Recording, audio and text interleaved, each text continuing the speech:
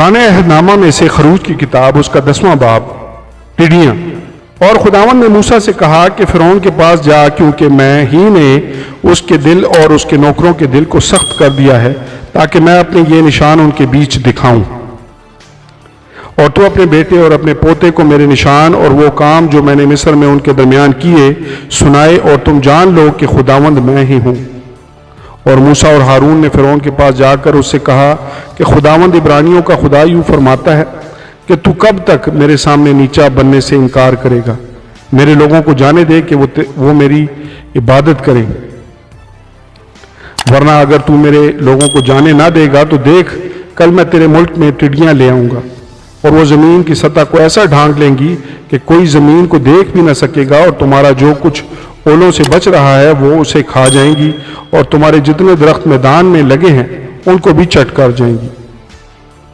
और वो तेरे और तेरे नौकरों को बल्कि सब मसरियों के घरों में भर जाएंगी, और ऐसा तेरे आबा व अजदाद ने जब से वो पैदा हुए उस वक्त से आज तक नहीं देखा होगा। और वो लौट कर फ़िरौन के पास से चला गया। तब फ़िरौन के नौकर फ़िरौन से कहने लगे कि ये शख्स कब तक हमारे लिए फंदा बना रहेगा? इन लोगों को जाने दे ताकि वो खुदावंद अपने खुदा की इबादत करें। क्या तुझे खबर नहीं कि मिस्र बर्बाद हो गया?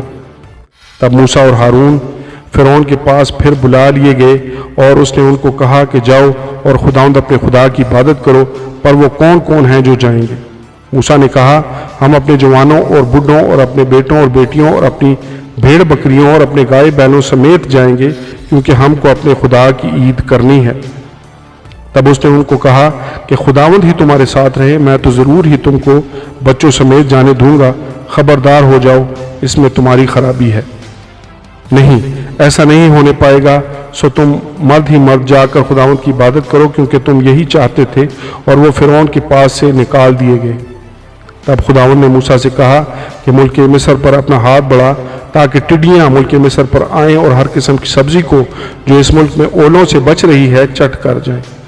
बस मूसा ने मुल्क मिस्र पर अपनी लाठी बढ़ाई, और खुदावंद ने उसे सारे दिन और सारी रात पुरवा आंधी चलाई, और सुबह होते होते पुरवा आंधी टिड्डियां ले आई, और टिड्डियां सारे मुल्क मिस्र पर छा गईं, और वहीं मिस्र की हदूद में बसेरा किया। और उनका दिल ऐसा भारी था कि ना तो उनसे पहले ऐसी टिड्डियां कभी आईं, ना उनके बाद फिर आएंगी, क्योंकि उन्होंने तमाम रोई ज़मीन को ढांक लिया, ऐसा कि मुल्क में अंधेरा हो गया। और उन्होंने उस मुल्क की एक एक सब्जी को और दरख्तों के मेवों को जो ओलों से बच गए थे चट कर लिया, और मुल्क मिस्र में ना तो किसी दरख्त की ना खेत की किसी सब्जी की हरियाली बाकी रही।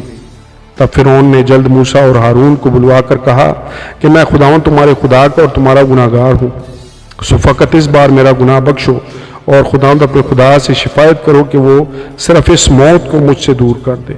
सो उसने फ़िरौन के पास से निकलकर खुदावंद से शिफायत की, और खुदावंद ने पछवा आंधी भेजी जो टिड्डियों को उड़ाकर ले गई और उनको बहरे कुलज़म में डाल दिया, और मिस्र की हदूद में एक टिड्डी भी बाकी ना रही।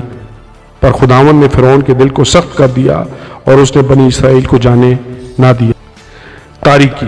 फिर खुदावंद ने मूसा से कहा कि अपना हाथ आसमान की तरफ बढ़ा, ताकि मुल्क मिस्र में तारीकी छा जाए, ऐसी तारीकी जिसे टटोल सके। और मूसा ने अपना हाथ आसमान की तरफ बढ़ाया, और 3 दिन तक सारे मुल्क मिस्र में गहरी तारीकी रही। 3 दिन तक ना तो किसी ने किसी को देखा और ना कोई अपनी जगह से हिला, पर सब बनी इसराइल के मकानों में उजाला रहा।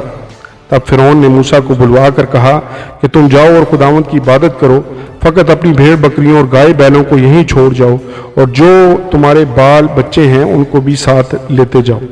मूसा ने कहा कि तुझे हमको कुर्बानियाँ और सोख्ती कुर्बानियों के लिए जानवर देने पड़ेंगे, ताकि हम खुदावंद अपने खुदा के आगे कुर्बानी करें। सो हमारे चौपाए भी हमारे साथ जाएंगे, और उनका एक खुर तक भी पीछे नहीं छोड़ा जाएगा, क्योंकि उन्हीं में हमको खुदावंद अपने खुदा की इबादत का सामान लेना पड़ेगा। और जब तक हम वहाँ पहुँच ना जाएं, हम नहीं जानते कि क्या क्या लेकर हम खुदावंद की इबादत करनी होगी। लेकिन खुदावंद ने फ़िरौन के दिल को सख्त कर दिया, और उसने उनको जाने ही ना दिया। और फ़िरौन ने उसे कहा, मेरे सामने से चला जा और होशियार रह, फिर मेरा मुंह देखने को मत आना, क्योंकि जिस दिन तूने मेरा मुंह देखा तू मारा जाएगा। तब मूसा ने कहा कि तूने ठीक कहा है, मैं फिर तेरा मुंह कभी नहीं देखूंगा। आमीन اور آمین.